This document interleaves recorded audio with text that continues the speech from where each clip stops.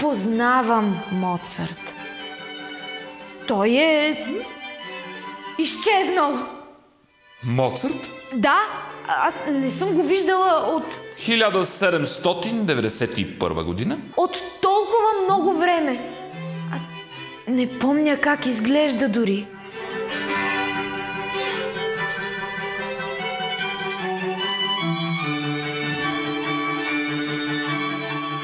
Какво правиш? Нотичке, спри!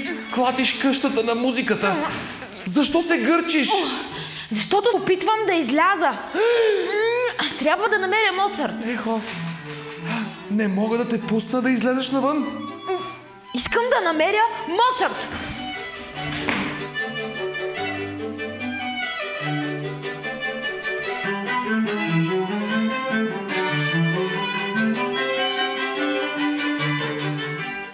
Деца, Моцарт е в гората.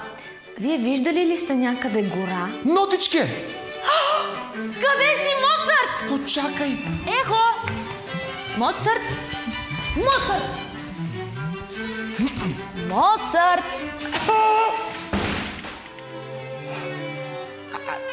Трябва да намеря Моцарт. Трябва да го видя. Деца, да пусна ли Нотичка да излезе навън? А? Какво? Ето, чули!